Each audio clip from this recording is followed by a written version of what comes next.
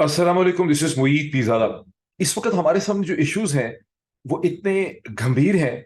इतने अहम हैं, इतने इतने इतने बड़े इश्यूज हैं कि इन्हें किसी एक वीलॉग में तफसील से डिस्कस करना और इनके साथ इंसाफ करना तकरीबन तकरीबन नामुमकिन है। मैं कोशिश करूंगा कि दो जो इश्यूज हैं उन्हें कम से कम जोड़ के देखा जा सके। एक, जो inter services public relation ISPR के डीजी ने एक बहुत ही अजीबो गरीब किस्म की प्रेस कॉन्फ्रेंस की, बड़ी गैर जिम्मेदाराना प्रेस कॉन्फ्रेंस, इसलिए भी बहुत गैर जिम्मेदाराना प्रेस कॉन्फ्रेंस जो उसका कंटेंट है वो बहुत मिसलीडिंग है, उसमें बहुत डिसइंफॉर्मेशन है, उसमें बहुत ज्यादा ऐसी चीजें हैं जो उसमें नहीं होनी चाहिए थी। लेकिन उसकी टाइमिंग्स एक ऐसे वक्त में जबकि सुप्रीम कोर्ट ऑफ पाकिस्तान जो है वो आर्मी एक्ट 1952 के तहत क्या सिविलियंस के मिलिट्री ट्रायल्स हो सकते हैं, उस अहम केस की समाअत कर रही है। एंड उस वक्त जब चीफ जस्टिस अपने कंक्लूसिव रिमार्क्स दे रहे हैं, उस वक्त रावलपिंडी में कुछ 3-4 मील दूर डीजी आईएसपीआर जो है वो अपना इसे कहते हैं वहां पे फरमान कर रहे हैं। और जहां सुप्रीम कोर्ट के चीफ जस्टिस ये कह रहे हैं कि अदालत अदालत उज़्मा ये एक्सपेक्ट करती है, ये तवक्को करती है कि जब तक ये प्रोसीडिंग्स जारी हैं, इनका फैसला नहीं होता, उतनी देर तक किसी सिविलियंस के मिलिट्री कोर्ट पे ट्रायल नहीं होने चाहिए, नहीं होंगे। और दूसरी तरफ डीजी आईएसपीआर ये फरमा रहे हैं कि 17 इस किस्म की मिलिट्री कोर्ट्स इस वक्त काम कर रही हैं, 102 लोगों के मुकदमे जो हैं वो चल रहे हैं और ये जारी रहेंगे। अगर इसको देखें, इससे तासुर कम से कम, आई डोंट नो रियलिटी क्या है, हकीकत हमें नहीं पता इसकी, लेकिन इससे जो तासुर उभरता है वो तासुर यही उभरता है कि आईएसपीआर की प्रेस कॉन्फ्रेंस करवाई ही गई है सुप्रीम कोर्ट ऑफ पाकिस्तान को तंबीह करने के लिए, वार्न करने के लिए, कन्फ्रंट करने के लिए। और अगर वाकई ऐसा है जैसा लग रहा है, जो इंप्रेशन इससे फ्लो कर रहा है, तो ये एक बहुत ही अफसोसनाक सूरत हाल है जो पाकिस्तान के बढ़ते हुए मॉरल डिग्रेडेशन, जो इखलाकी ब्रेकडाउन हो चुका है पाकिस्तान में, और जो सूरत हाल कयास की तरफ जा रही है जहां कोई अथॉरिटी सेंट्रल एग्जिस्ट नहीं कर सकेगी, उस सूरत हाल को ये चीज, ये प्रेस कॉन्फ्रेंस उसको एक बढ़ावा देते हुए नजर आती है। इसलिए भी इसके साथ एक और डेवलपमेंट यह है कि जस्टिस मंसूर अली शाह साहब को जबरदस्ती रिक्यूज करवाया गया।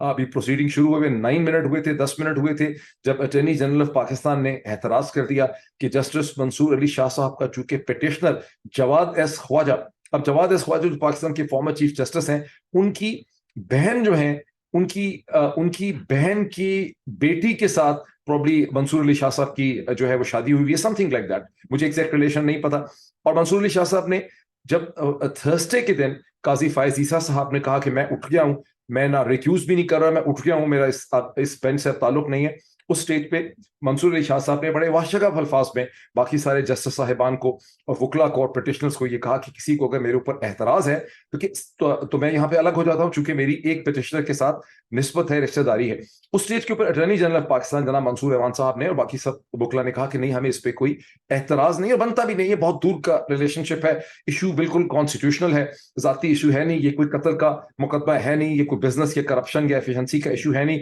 ये एक खालिस्तन कॉन्स्टिट्यूशनल इशू है जिसका ताल्लुक ह्यूमन राइट्स के साथ है, इंसानी हकूक के साथ है, अवाम के हकूक के साथ इसका ताल्लुक है। लेकिन उस वक्त ये कहा गया और 2 दिन के बाद मंसूर ऐवान साहब जो हैं अटॉर्नी जनरल, उन्होंने वहां पर ये ऑब्जेक्शन की जैसे ही प्रोसीडिंग आज सुबह शुरू हुई।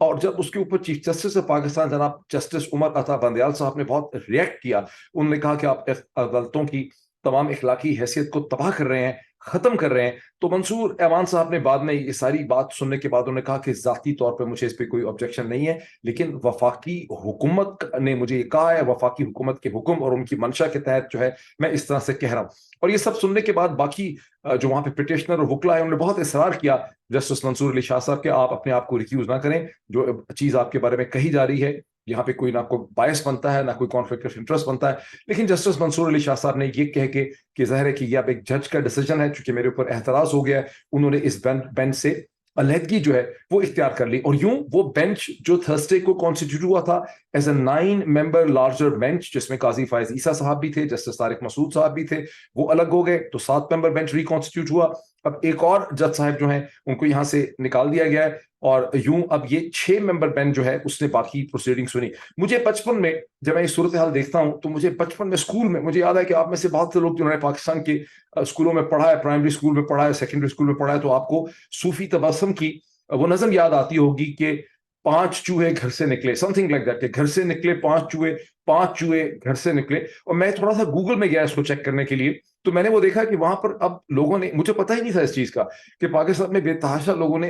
यानी जहां मेरे जहन में आज ये ख्याल आया, लोगों के जहनों में अरसे से ख्याल आ रहा था, और उन्होंने पाकिस्तान के सियासी हालात को देखते हुए इसकी बहुत सी पैरोडी और इसका बहुत सा मौजूदा सियासी हालात के तनाजुर में इसका रिव्यू भी लोगों ने वहां पे डाला हुआ है कि अब इस नज़म की नई शक्ल जो है वो क्या होनी चाहिए। ताहम मैं वो नज़म अभी आपको पढ़ के सुनाता हूं, मुझे इजाजत दीजिए, मैं जरा अपने फोन से निकालूं। अच्छा, अब ये मेरे हाथ में मेरा आईफोन है, नज़म है सूफी तबस्सुम साहब की। 5 चूहे घर से निकले करने चले शिकार, एक चूहा रह गया पीछे, बाकी रह गए 4। मैंने एक रिव्यू इसका देखा, जहां एक साहब हैं, कोई अवैस अहमद उनका नाम है, उन्होंने लिखा कि ये जो एक चूहा पीछे रह गया, इसका सूफी तबस्सुम साहब ने नहीं बताया कि ये एक चूहे को ले गए ना मालूम, बाकी रह गए 4। 4 चूहे जोश में आकर लगे बजाने बैन, एक चूहे को आ गई खांसी, बाकी रह गए 3। 3 चूहे डर के बोले घर को भाग चलो, ये पूरे पाकिस्तान की सूरत हाल है। एक चूहे ने बात न मानी, बाकी रह गए 2। 2 चूहे फिर मिलकर बैठे, दोनों ही थे नेक, एक चूहे को खा गई बिल्ली, बाकी रह गया 1। एक चूहा जो रह गया बाकी, कर ली उसने शादी, बीवी इसको मिली लड़ाकी, यूं हुई बर्बादी। ये एक इसकी मतलब, अभी मैं देख रहा था कि अवैस अहमद साहब ने इसकी पूरी एक मैं गूगल आप करें, अगर आप इसको उर्दू में गूगल करें तो आपको इसकी पैरोडी भी मिलेगी, और मौजूदा असर हाजिर के सियासी हालात में जो सुप्रीम कोर्ट ऑफ पाकिस्तान के साथ किया जा रहा है गुज़िश्ता कई महीनों और हफ्तों में, जो सूरत हाल है कि बेंच बनता है, बेंच टूटता है, बेंच में से लोग रिक्यूज कर जाते हैं, नया बेंच बनता है, फिर उससे लोग रिक्यूज कर जाते हैं। ये तमाशा लगा हुआ है, और तमाशा लगाने वालों को जरा एहसास नहीं है कि इस तमाशे की इम्प्लीकेशंस पाकिस्तान के लिए, खुद उनके लिए क्या है। वो ये सोचते हैं कि सारे जहान में कयास मचा के हम अपने आइलैंड को, अपने जजीरे को महफूज रख सकेंगे। सर, गलत आप सोच रहे हैं। जब पूरे जहान में आग लगी भी होगी, आपका जजीरा भी उसमें बहुत देर तक महफूज नहीं रह सकेगा। जब हर तरफ कयास होगा, हर तरफ बदमनी होगी, हर तरफ अफरा तफरी होगी, हर तरफ रोजे महशर होगा, हर तरफ कयामत बिपा होगी, आपका खूबसूरत सफेद जजीरा भी उसमें महफूज नहीं रह सकेगा। आज जो सुप्रीम कोर्ट ऑफ पाकिस्तान में प्रोसीडिंग हुई 6 मेंबर बेंच की, बहुत सिग्निफिकेंट। मैं डिस्क्रिप्शन के अंदर आपको लिंक डालता हूं डॉन की स्टोरी का, जिसमें पूरी डिटेल है। सभी के आर्गुमेंट्स बहुत जबरदस्त थे, लेकिन सलमान अकरम राजा साहब ने जिस खूबसूरती से वहां पे आर्गुमेंट पेश किए, और ये साबित उन्होंने किया कि सिविलियंस का ट्रायल मिलिट्री कोर्ट में होगा तो इंसानी हकूक की और आईन पाकिस्तान की खिलाफवर्जी होगी। और उस पर जज साहिबान ने, सभी जज साहिबान ने, खास करके जस्टिस आयशा मलिक साहिबा ने, मुनीब अख्तर साहब ने, खुद चीफ जस्टिस साहब ने, जिसमें से क्वेश्चन उठाए, वो बहुत इंपॉर्टेंट थे। अब यहाँ पर जो चीज हो रही है, जिसका रास्ता रोकने की कोशिश हो रही है कि क्यों ये कर रहे हैं, बिकॉज जो प्रोसीडिंग हो रही है उसमें जो सवाल उठ रहे हैं, उसके जो जवाब दिए जा रहे हैं, वहां से जो कानूनी और आईनी सूरत हाल खुल के सामने आ रही है, उसमें क्लियरली नजर आ रहा है कि पीडीएम की ये हुंता का जो स्टैंड पॉइंट है, सिविलियंस का trial through the military courts, इसकी आइन में और कानून में और इखलाकियात में और इंसानी हकूक में कोई गुंजाइश इसकी एग्जिस्ट नहीं करती। वहां ये भी सवाल उठे कि वो कौन से ममालिक हैं जहां मिलिट्री ट्रायल्स हो सकते हैं, बहुत कम है और बहुत खास सर्कमस्टांसेस में होते हैं। फिर हिंदुस्तान का रेफरेंस वहां पे दिया गया, पूछा गया, जवाब मिला कि हिंदुस्तान में इस किस्म की कोई नजीर नहीं मिलती कि मिलिट्री ट्रायल कोर्ट्स जो हैं वो सिविलियंस के ट्रायल कर सकें। तो ये जो जज साहिबान को रिक्यूज करवाया जा रहा है, 5 चूहे जो घर से निकले की जो कहानी मैंने आपको सुनाई है, इसकी वजह यही है कि जब आपका केस कमजोर होता है तो आपका टेक्निक ये होता है कि कहते हैं कि लॉ बुक, जो लॉ 101 का कोर्स है, उसके अंदर होता भी ये है कि जब आपको लगे कि आप मुकदमा हार रहे हैं तो फिर आप बेंच के ऊपर एतराज कर दें, टाइम बाइंग करें। और यहां पर चूंकि चीफ जस्टिस ऑफ पाकिस्तान ये कह चुके हुए थे कि ईद की छुट्टियां शुरू हो रही हैं, ईद उल अजहा की, और ट्यूसडे का दिन, मंगल का दिन जो कि लास्ट वर्किंग डे है, अदालत चाहती थी कि किसी न किसी नतीजे पे पहुंच सके। और पीडीएम की हुंता और हुकूमत की कोशिश ये है कि अदालत को किसी भी मंतकी नतीजे पे पहुंचने ना दिया जाए। अभी तक तो सारे पिटिशनर्स के जो वकला हैं उन्हीं के दलाइल पूरे नहीं हो सके। एक दिन पहले जो सारे दलाइल हुए थे, पूरे जो हुए, वो फैसल जो जो फ्राइडे को दलाइल हुए थे, वो फैसल सदीकी साहब जो 5 सिविल एक्टिविस्ट हैं, सिविल सोसाइटी के एक्टिविस्ट और मेंबर्स हैं, उनके वकील हैं, उन्होंने बहुत दलाइल दिए थे। आज जो मजीद एडिशनल दलाइल सलमान अकरम राजा साहब ने दिए, फिर कुछ और वकला ने यहाँ पे दलाइल दिए। अभी सारे पिटिशनर्स के दलाइल भी मुकम्मल नहीं हुए। अटॉर्नी जनरल ऑफ पाकिस्तान को भी अदालत उस्मा ने सुनना है, तो मुश्किल लग रहा है کہ کل کا دن بہت انپورٹنٹ دن ہوگا ٹیوزڈے کا, کہ عدالت اس کو کیسے وائنڈ اپ کرے گی. یو نیور نو کہ کل کیا ہو جائے, کل اعتراض ہو جائے کہ خاتون جج اس میں ہے عائشہ ملک صاحبہ, خواتین اتنے انپورٹنٹ کانسٹیٹیوشنل ایشوز میں ایک عورت جج کیسے بیٹھ سکتی ہے, یا مظاہر علی نقوی صاحب کے اوپر کوئی نیا اعتراض ہو جائے, یا آپ سنیں کہ رات کو پتہ چلے کہ کسی کی کوئی نئی ویڈیو یا آڈیو نکال دی گئی ہے, یا پتہ چلے کہ کسی جج صاحبان کے گھر والے جو ہیں وہ گم ہو گئے ہیں, اغوا ہو گئے ہیں, ان کا ملازم گم ہو گیا ہے, کسی کا بیٹا گم ہو گیا ہے, کسی کی گاڑی کا ایکسیڈنٹ ہو جائے. تو جو ساری صورتحال ہے, اس سے بدقسمتی سے دیکھ کے میرے منہ میں خاک, اس کو دیکھ کے بدقسمتی سے وہ جو نارکوس تھی, وہ جو کولمبین ڈرگ کارٹل کی نیٹ فلکس کے اوپر سیریز تھی, جو آپ سب نے دیکھی ہے, بہت لوگوں نے آپ میں سے دیکھی ہے, وہ ذہن میں یاد آتی ہے کہ کس طرح سے وہ جو ڈرگ کارٹل اور مافیا تھا وہ عدالتوں کے ساتھ اور حکومتوں کے ساتھ یا نظام جسٹس کے ساتھ کیا کرتا تھا. تو یہ اس وقت کی صورتحال ہے. اس کی بہت, اگر میں چاہوں تو جو کچھ عدالت کے سامنے دلائل دیے گئے ہیں اس کی بہت لمبی میں ڈیٹیل آپ کے سامنے لا سکتا ہوں, لیکن میں اس میں نہیں پڑھوں گا, کیونکہ ہو سکتا ہے میں پھر دوبارہ اس کے اوپر ایک ویلاگ کروں, بیکاز کل بھی امپورٹنٹ پروسیڈنگ ہے, اور اس سے پہلے جو پچھلے جتنے دلائل ہیں ان کو میں سم اپ کروں. لیکن فار یور کنوینئنس میں چاہوں گا کہ آپ لوگ پڑھیں. میں اس میں ونس اگین حسیب بھٹی صاحب کی بہت ہی ڈیٹیلڈ انہوں نے اس پہ رپورٹ لکھی ہے, ڈان کی ایک ایک پوائنٹ جیسے جیسے پروسیڈنگ ہوئی پورے دن کی, وہ میں وہاں پہ کلب کرتا ہوں ڈسکرپشن کے اندر, اس کو آپ دیکھیں کہ آپ کی ذمہ داری ہے کہ آپ اس کو دیکھیں. آپ صرف کسی ویلاگ یا ٹیلی ویژن بلیٹن کی خبر سن کے اس کے بعد یہ نہ کہیں کہ ہاں میں بڑا ڈپریس ہوں, بڑا بے بس, ہم تو بڑے پھنس گئے, کیا کریں, بڑا دل رو رہا ہے, یہ نہ کریں. آپ پرو ایکٹیو طریقے سے ہو کے جو پروسیس چل رہا ہے اس پروسیس میں دلچسپی لیں اور اسے دیکھیں. اب میں آتا ہوں کہ جو آئی ایس پی آر نے میرے حساب سے جو بہت ہی غیر ذمہ دارانہ پریس کانفرنس کی, فار دا کانٹینٹ جو اس پریس کانفرنس کے اندر ہے, and also for the timing of the press conference. briefly speaking, before I go into the points جو میں نے بہت سے لکھے ہیں, briefly speaking اس پریس کانفرنس میں یہ کہا گیا جس کو شیکسپیئر نے کہا تھا کہ پاؤنڈ آف فلیش, کہ جی ہم نے اپنے بھی بڑے لوگوں کا احتساب اور اکاؤنٹیبلٹی کر دی ہے, اور ایک لیفٹیننٹ جنرل, 3 میجر جنرلز اور 7 بریگیڈیئرز جو ہیں ان کو ہم نے سیک کر دیا. تو سیک کا کیا مطلب ہے؟ مجھے یاد ہے کہ اب سے بہت ہفتے پہلے مئی میں جب میں نے ایک ٹویٹ کیا جس میں میں نے لکھا تھا کہ بجائے اس کے کہ جو ایک آفیسر جو ہے جس نے ہیومن ہونے کا ثبوت دیا ہے اس کو سیک کر دیا گیا ہے, تو پی ٹی اے کے ذریعے ٹویٹر کو میرے بارے میں ایک ای میل کروائی گئی کہ یہ میں نے کوئی پتہ نہیں غلط قسم کی چیز کی, اور میں نے اس کو بڑے غور سے دیکھا کہ اس میں نے ایک اوپینین دی ہے, اس میں اگر کوئی چیز غلط ہو سکتی ہے تو یہی ہو سکتی ہے کہ جو جنرل صاحب کا میں نے کہا تھا کور کمانڈر لاہور کا کہ ان کو سیک کر دیا گیا ہے, یہ شاید یہ کہنا چاہ رہے ہیں کہ یہ فیکٹ نہیں ہے, صرف ان کو ہٹایا گیا ہے, سیک نہیں کیا گیا. لیکن اب تو خود جو اب آپ کہہ رہے ہیں کہ ایک لیفٹیننٹ جنرل کو سیک کر دیا گیا ہے, اور عام قیاس یہی ہے کہ لاہور کے کور کمانڈر جو ہیں ان کو فارغ کر دیا گیا ہے, ان کو گھر بھیج دیا گیا ہے. تو اس کا مطلب یہ ہے کہ آپ مختلف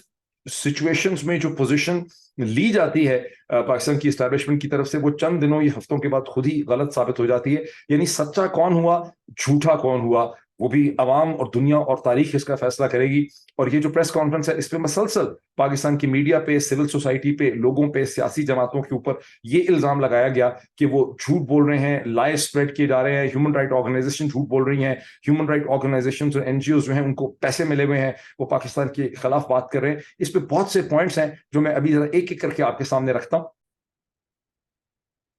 اب یہ میرے ساتھ ہاتھ میں میرے بہت سے پوائنٹس ہیں جو میں ایک ایک کر کے اس کو ایک ترتیب سے لے کے چلتا ہوں. سب سے پہلے تو مجھے افسوس یہ ہے, مجھے ہمدردی ہے ان تمام اچھے افسران سے جس میں D G I S P R Jan Sharif صاحب شامل ہیں, جو ایک عجیب و غریب قسم کی صورتحال میں اپنی نوکریوں کی وجہ سے پھنس گئے ہیں, اور ان کو بدستور اس قسم کی پوزیشن لینی پڑتی ہے جو شاید ہو سکتا ہے کہ ان کی اپنی جو بیٹر ججمنٹ ہو اس کے خلاف ہو. اور یہ جو آج کی press conference D G I S P R صاحب سے کروائی گئی ہے, اور جب یہ پریس کانفرنسز ہوتی ہیں تو میری انڈرسٹینڈنگ یہ ہے, little bit of system insider, کہ D G S P R اپنے نوٹس خود بنا کے نہیں لاتے. ان کو یہ نوٹس ان کے کوئی جونیئر افسران, یہ کوئی کرنل صاحب یا بریگیڈیئر صاحب ہوں گے جنہوں نے یہ پوری پریس کانفرنس کے پوائنٹس لکھے ہوئے ہیں, جو کہ D G I S P R نے وہاں پہ یہ فرمائے ہیں, ان کا اعلان انہوں نے کیا ہے. اور یہ یعنی اتنے یہ کمزور پوائنٹس ہیں اور اتنے یہ ریڈیکولس پوائنٹس ہیں اور اتنی کمزور یہ ساری پریزنٹیشن ہے کہ پاکستان کا جو امپورٹنٹ انسٹیٹیوشن ہے انٹر سروسز پبلک ریلیشنز, یہ اب ایک مذاق لگنے لگ گیا ہے. اور میں ابھی آپ کو ایکسپلین کرتا ہوں کہ کیوں. سب سے پہلے تو جب سے 9 مئی ہوا ہے, مسلسل جو نیریٹو بیچا گیا ہے آف دا ریکارڈ پرائیویٹلی اپنے کرائے کے جو ٹاؤٹس ہیں ٹویٹر پہ بٹھائے ہوئے, اور سوشل میڈیا پہ بہت سے لوگ وہ جو سارے کرائے کے ٹٹو ہیں ان کے ذریعے ڈفرنٹ قسم کے نیریٹو بیچے گئے.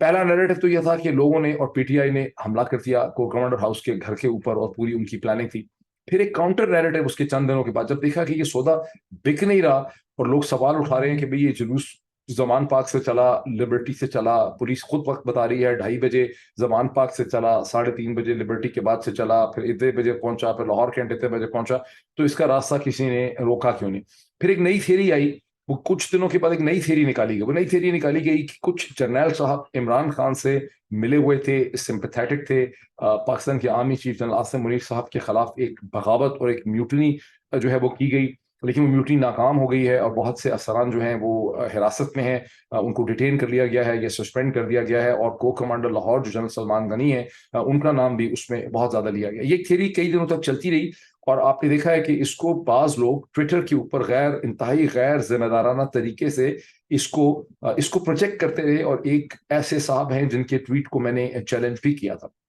لیکن ابھی فائنل پکچر کیا بنائی گئی ہے؟ فائنل پکچر یہ بنائی گئی ہے کہ ایک lieutenant general, 3 major generals, 7 brigadiers, اور پھر کچھ کی اور ساتھ یہ بھی بتایا گیا کہ کچھ جو لیڈی آفیسرز ہیں ان کی جو وائفس ہیں، جیسے خدیجہ شاہ کا ریفرنس ہے کہ granddaughter of a 4 star general, پھر اس کے بعد کیا ہے کہ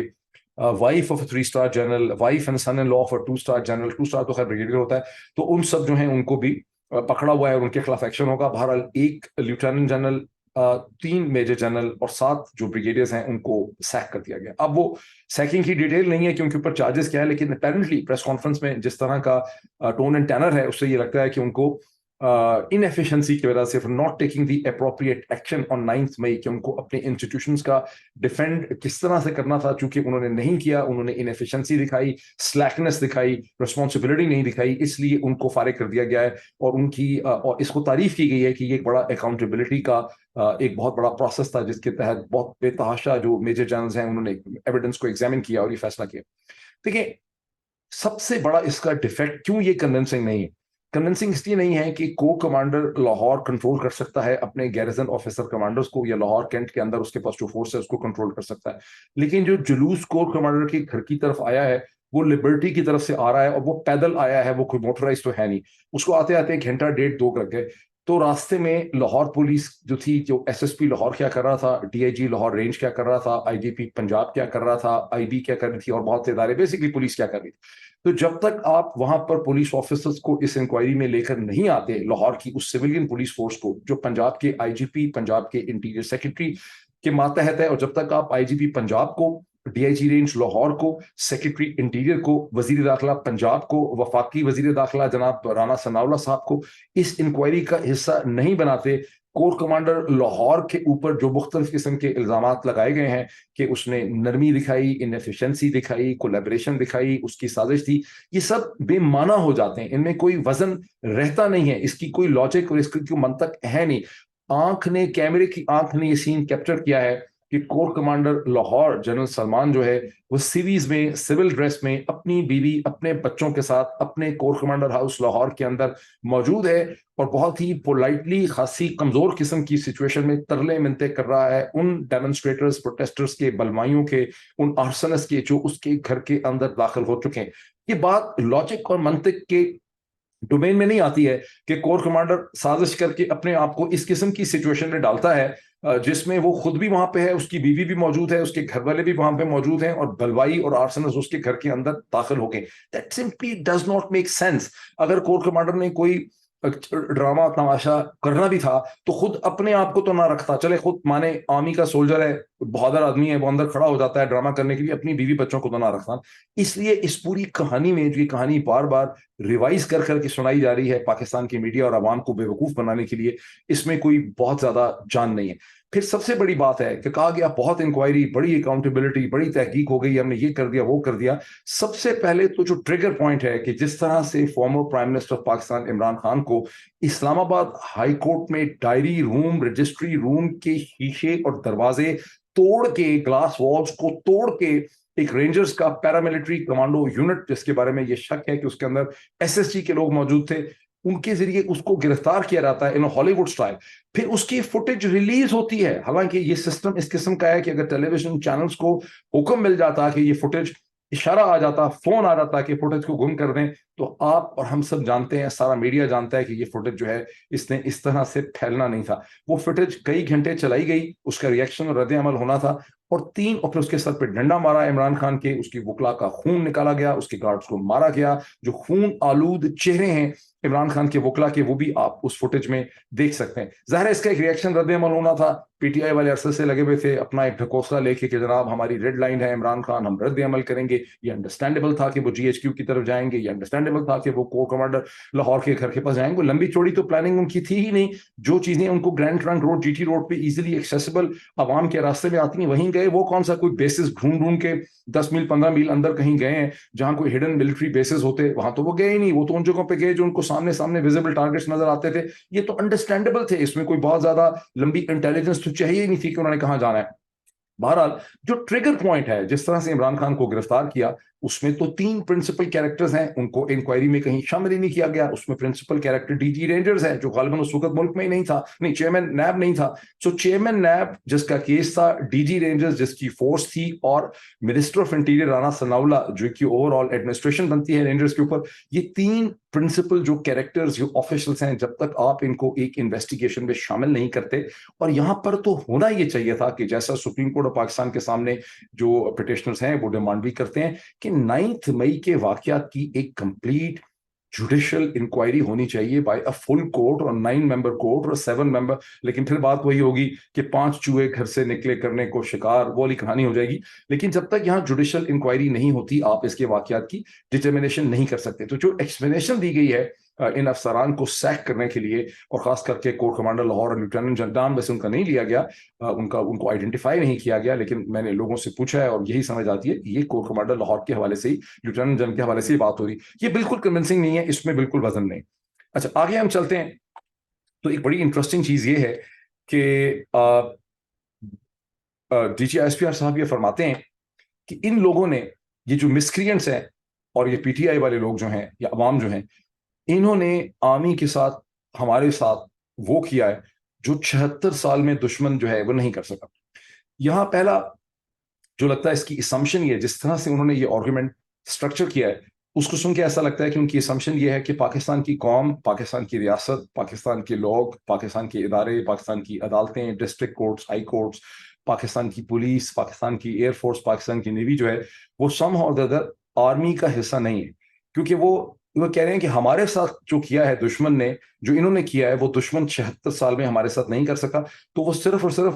آرمی کے بارے میں سوچ رہے ہیں، وہ پاکستان کے لوگوں کے بارے میں، پاکستان کے باقی اداروں کے بارے میں نہیں سوچ رہے. اور میں اس کے اوپر پھر آتا ہوں، لیکن پہلے ہم دیکھ لیتے ہیں کہ کتنی کمزور یہ دلیل، کتنا کمزور یہ آرگومنٹ ہے. کتنے رسپانسبل آفیسر کا، جو ایک اچھا آفیسر ہیں، سبھی ان کے کولیگز مانتے ہیں کہ general Sharif D G I S P R ایک بہت اچھے مناسب آفیسر ہیں. لیکن یہ مناسب آفیسر کو جو سمری پکڑائی گئی ہے، میری اگر کوئی بات سنے نا، تو D G I S P R کو چاہیے کہ جو کرنل صاحب یا بریگیڈیئر صاحب نے ان کو سمری بنائی، ان کو تو کم از کم سیک کریں، اس پوزیشن سے ہٹائیں، بیکاز وہ اپنے D G I S P R کو خراب کریں. اس سے پہلے بھی اسی طرح سے ایک بریگیڈیئر صاحب یہاں پہ تھے جو پچھلے D G I S P R تھے، وہ بھی بہت ہی ڈیسنٹ، شریف، جینٹلمین، سولجر آفیسر تھے. ان کو بھی کچھ افسران نیچے ایسے تھے غیر ذمہ دار قسم کے، اوور زیلس، جو مسلسل نوٹ بنا کے ان کے سامنے رکھتے تھے اور ان کو خراب کر رہے تھے. شاید ان میں سے ایک آدھ جو سروس میں نہیں رہا. لیکن ذرا دیکھیں وہ کیا کہتے ہیں جی ہمارے ساتھ ان مسکرینٹس نے جو کیا، یہ ہمارے ساتھ دشمن جو ہے وہ 76 سال میں نہیں کر سکتے. تو ہم آ جائیں ذرا 76 سال میں دشمن نے کیا کچھ کیا.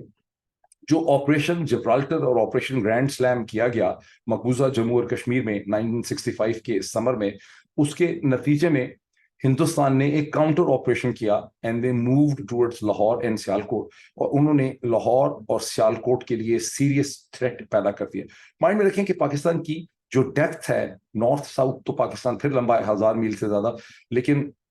جو یعنی ایسٹ یعنی اس طرح سے ہے، لیکن اس کی جو وڈتھ ہے وہ بہت کم ہے. اور انڈین جو کاؤنٹر پلانز ہیں اس میں ہے کہ پاکستان کو کاٹا جا سکتا ہے، اس کو 2 حصوں میں ڈیوائڈ کیا جا سکتا ہے. جب دشمن پہنچ جاتا ہے لاہور سیالکوٹ میں، جو 6 سپٹمبر کی لیجنڈری جنگ ہے جس میں ہم نے اپنی کتابوں میں لکھا کہ ہم جیت گئے تھے، اس کی اصل صورتحال یہ ہے کہ 6 ستمبر کو شروع ہونے والی جنگ پریکٹیکلی 13 یا 14 ستمبر کو آلموسٹ رک جاتی ہے. اور دونوں سائڈ جو ہم یہ ریئلائز کرتے ہیں کہ اب ہمیں اس میں سے ایک ڈیل چاہیے نکلنے کے لیے، اور پھر وہ ڈیل ہمیں رشینز ایک نیگوسیشن کے طور پر دیتے ہیں، جس میں ایک نیگوسیشن ہوتی ہے. پریکٹیکلی ہم یہ جنگ ہار جاتے، دشمن یہ جنگ جیت جاتا ہے. کیوں؟ اس لیے کہ جو آپریشن تھے کشمیر میں وہ ہم نے انیشیٹ کیے تھے، انہوں نے کاؤنٹر آپریشن کیا. کاؤنٹر آپریشن کا مقصد یہ تھا کہ ہم پہ پریشر ڈال کے مین لینڈ پاکستان پہ، مقبوضہ جموں اور کشمیر میں وہ ہمارے آپریشنس جو ہیں ان کو ہالٹ کرنا چاہتے تھے، روکنا چاہتے تھے، انہیں نیوٹرلائز کرنا چاہتے تھے، اور اس مقصد میں وہ کامیاب ہو گئے. سو فار چونکہ یہ ایک ٹیکنیکل سا چیز ہے،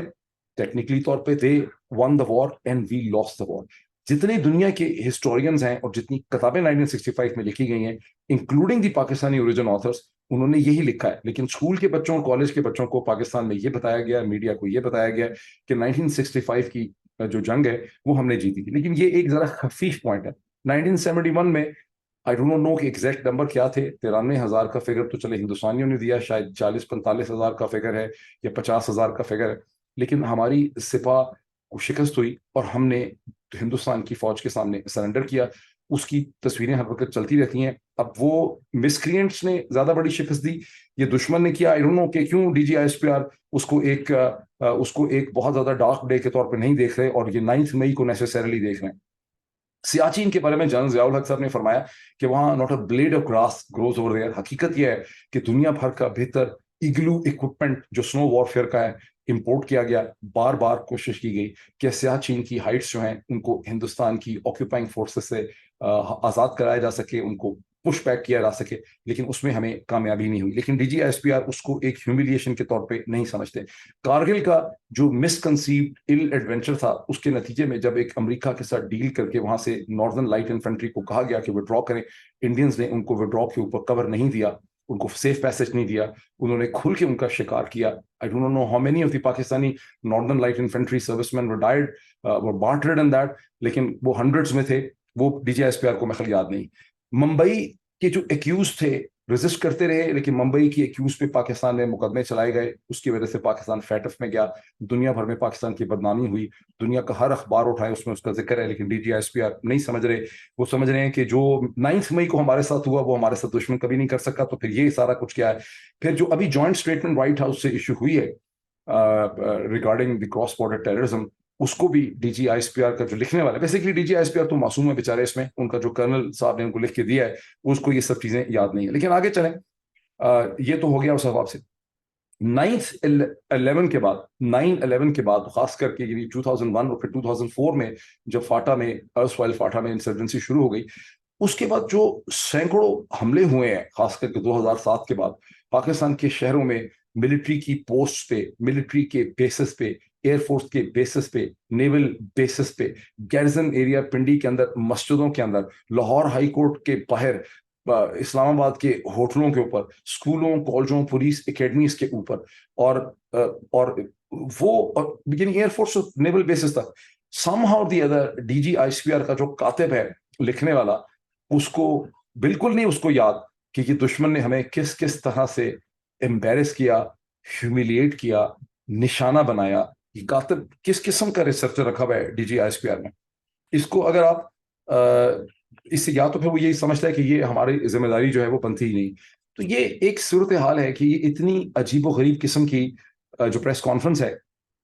پھر آگے سے D G I S P R صاحب اس پریس کانفرنس میں فرماتے ہیں کہ ہم نے اسی سال سے مطلب ان کا 2023 ہے یا 2022 سے اس کا ٹائم پیریڈ کہتے ہیں، ہم نے 13,619 انٹیلیجنس بیسڈ آپریشنز کیے ہیں دہشت گردوں یا دشمنوں کے خلاف. اب یہ ایک بہت بڑا سوال ہے کہ یہ کون سا دشمن ہے جس کے خلاف 13,619 intelligence based operation I B Os جو ہیں وہ کیے گئے. اگر یہ بھی ایک دشمن ہے جس کے خلاف کیے گئے ہیں، دوسری طرف سے یہ جو مسکرینٹس اور پولیٹیکل پروٹیسٹرز ہیں جن کو مسکرینٹس کہا جا رہا ہے، یہ بھی دشمن ہے. وکلا برادری بھی دشمن ہے، عدالتیں اور سپریم کورٹ تو بھی دشمن ہے. وہ جرنلسٹ جو آپ کے ساتھ کھڑے تھے وہ بھی دشمن ہے. جن کو آپ نے مار ڈالا یا آپ کے کوئی ایسٹس نے مار ڈالا وہ بھی دشمن تھے. جن کو عمران ریاض سمیت آپ نے گم کیا ہوا ہے وہ بھی دشمن تھے. جو 6-7 پاکستان سے باہر بیٹھے ہیں وہ بھی دشمن تھے. پاکستان کی سب سے بڑی پولیٹیکل پارٹی وہ بھی دشمن ہے. پاکستان کا سب سے ہردل عزیز 80% کی اپروول ریٹنگ والا فارمر پرائم منسٹر وہ بھی دشمن ہے. دوست آپ کے کون بچے اس پوری صورتحال میں؟ یہ ایک ایسا کوشچن ہے جو آئی ایم شیور کہ D G I S P R صاحب جب اپنے جاہو جلال سے باہر نکلیں گے، کبھی اکیلے بیٹھ کے مسئلے کے اوپر بیٹھ کے سوچیں گے، اور باقی ان کے کولیگز یہ سوچیں گے کہ دوست آپ کا کون رہ گیا. کیا دوست آپ کے وہ ہیں جو پچھلے 10-15-20 سال سے آپ کا گوشت نچوڑ رہے تھے، جن کے اوپر آپ خود الزام لگاتے رہے کہ یہ دنیا سے پیسے پکڑتے رہے ہیں؟ دوست وہ آج آپ کے ہو چکے ہیں کون آپ کا دوست ہے؟ مطلب یہ بڑا ایک امپورٹنٹ کوشچن ہے. پر بہت سے ایشوز اس میں کھڑے ہوتے ہیں which are definitely beyond this vlog. میں پھر اس کے اوپر آؤں گا بعد میں. Thank you so much.